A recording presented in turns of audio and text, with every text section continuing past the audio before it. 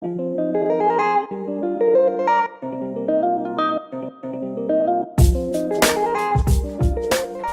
up, multifarious? X-Dragon here with the first actual speedrun for our speed breakdown series here in Super Mario Bros. 1.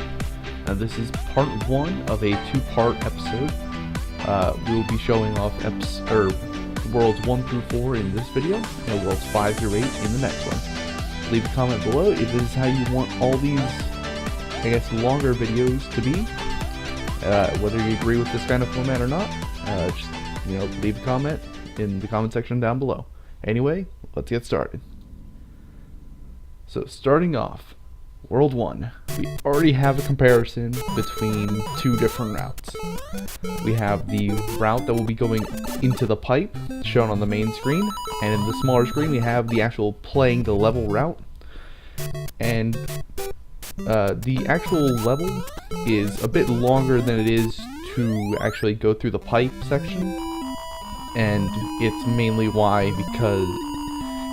the reason why we don't go through the top of the level. We actually choose to go down through the pipe. And 1-2, more immediate comparisons, or not comparisons, but more immediate examples of how this speedrun is a little tricky, I guess. But this game has kind of broken hitboxes. I mean, this is 1986, so we can't expect too much. But as you can see here, I'm clearly intersecting with some of these hitboxes, or some of these enemies, and do not get killed by them because of their wonky hitbox. And that'll become something more prevalent later when we get into that. Anyway, with that out of the way, I can actually introduce what's going on here. So this is Super Mario Bros. 1 for the NES, and this is the warpless route. This is the warpless speedrun, I should say. A category in which, as the name implies, you do not use any of the warp zones in the game, the ones that can be found in worlds 1, 2, and 4-2. Now, a run that does include those would be much shorter than this video that I will be showing you here, as it cuts out nearly all the actual levels in the game. However, we're not in that run, so I guess that's about it for that. So, starting off, this game actually has a pretty simple beginning curve. The levels aren't hard to play through until you get to about World 5, which, if you know, is going to be in Part 2. Anyway, let's put that to the side, because we have our next instance of a hitbox problem. I should be dead, shouldn't I? I definitely hit that piranha plant. Actually, I didn't. See, the thing is, the hitboxes for this game aren't completely accurate. So what we might see and interpret as an enemy, well, it's not just that.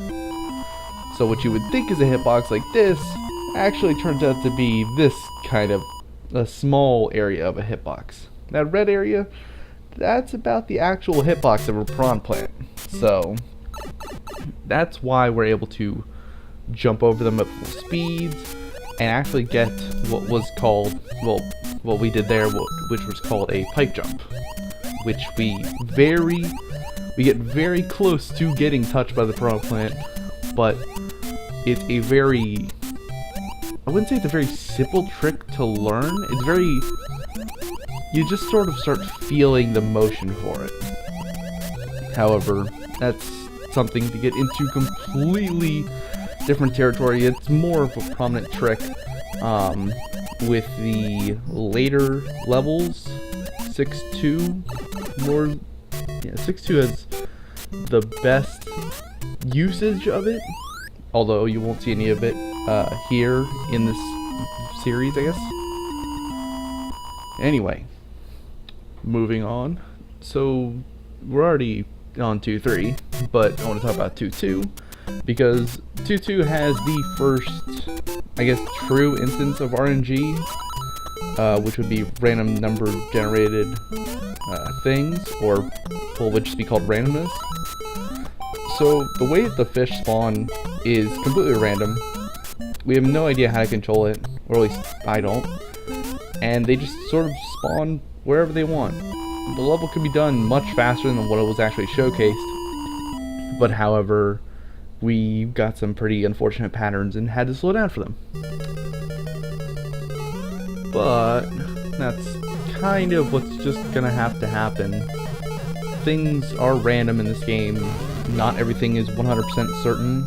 These Bowser fireballs are kind of random. Whatever pattern Bowser decides to move in is random. Most things are predetermined in a way that we can figure out how to maneuver ourselves. But there are times where we just have to adapt on the fly.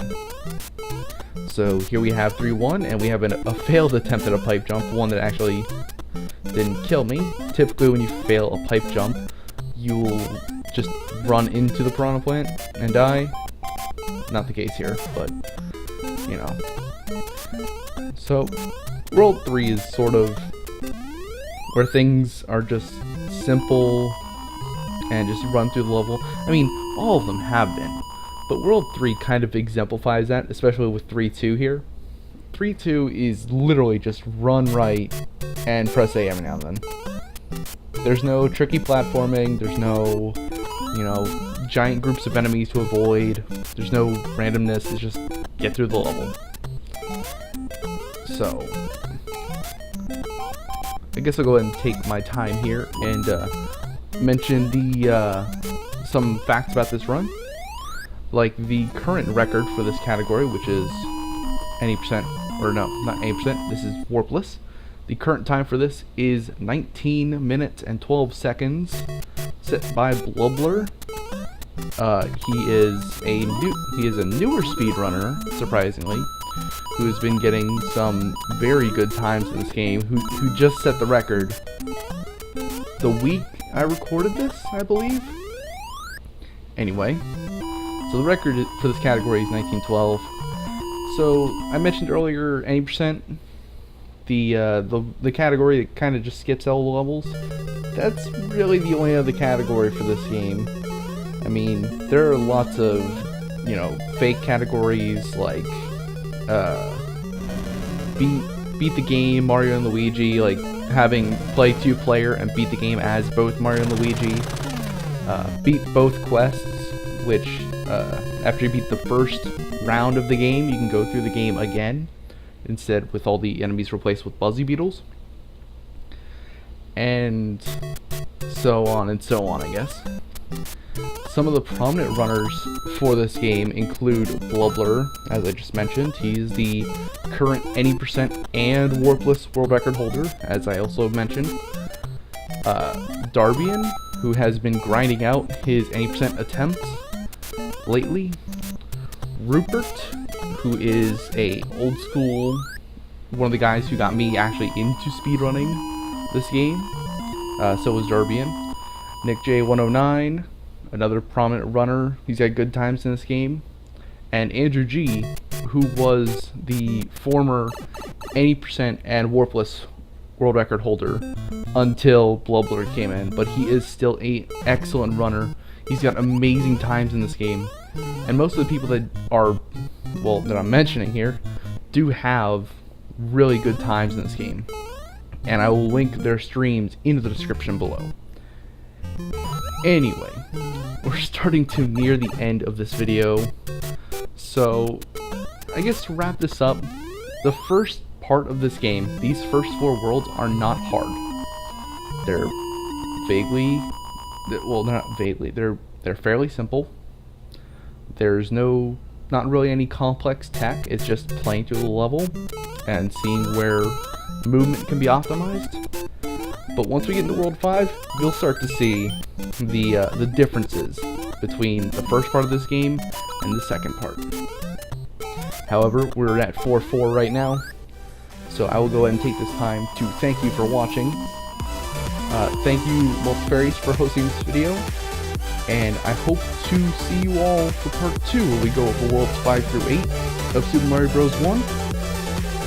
And I hope you enjoyed this video, and I hope to see you here next time. Peace!